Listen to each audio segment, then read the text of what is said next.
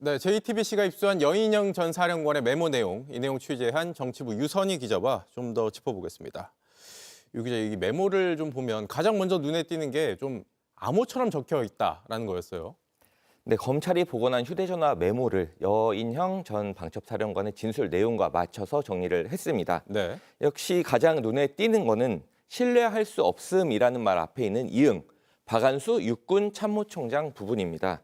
뒤에 있는 지읒, 티읒, 시읒, 비읍은 이제 지상작전사령관, 특수, 수방, 방첩사령관을 의미하는 거거든요. 네. 앞서 전해드린 대로 계엄사령관을 맡았던 박 총장은 신뢰할 수 없다라는 이유로 계엄 모의 과정에서는 일단 배제가 됐던 것으로 보입니다. 네, 저희가 많이 봤었지만 이 박안수 총장은 계엄 사령관 신분이었는데도 이 계엄 관련한 질문을 받으면 증언 때마다 난 모른다 이런 얘기를 반복했었잖아요.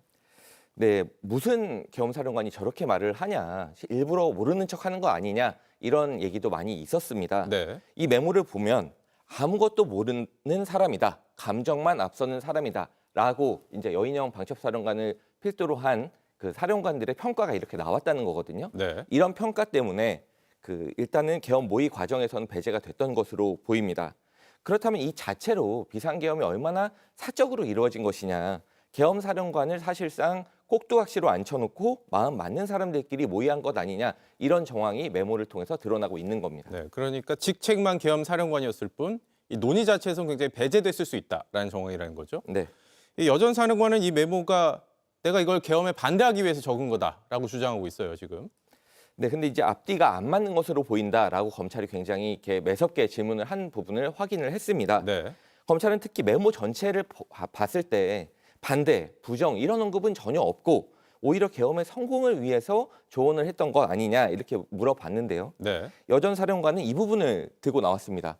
내가 오판하지 않도록 직원들였다고 쓰지 않았느냐. 그러니까 계엄을 할 만한 상황이 아니니까 하지 말자라고 이제 반대했다는 그런 증거가 된다라고 얘기를 하는데 네.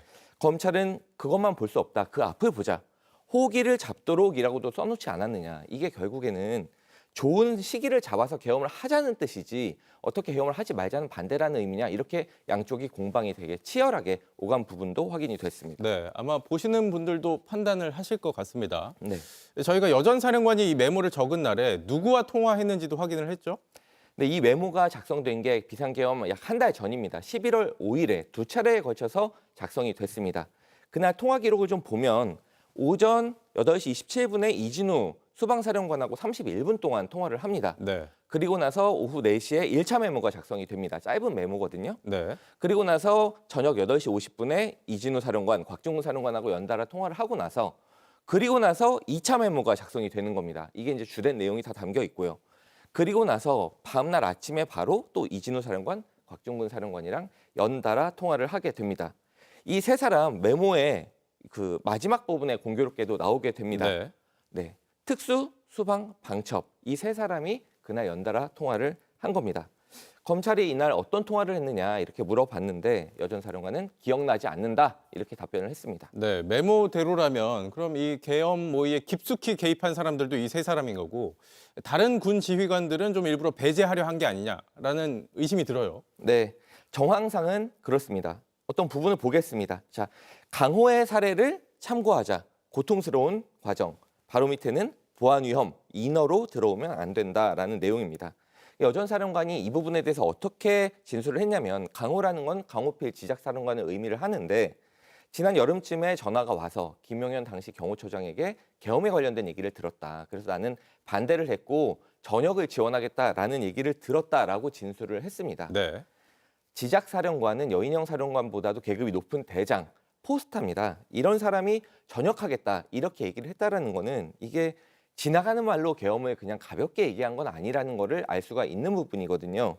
결국 계엄을 반대한 강 사령관 아니면 또 믿을 수 없다라고 평가했던 박 총장 이런 사람들은 빼고 마음 맞는 사람들끼리 소수만 비밀리에 또 하고 싶은 대로 계엄을 준비한 것 아니냐라는 정황이 이 메모를 통해서 짙어지고 있습니다. 네. 알겠습니다. 유선희 기자와는 여기까지 듣겠습니다.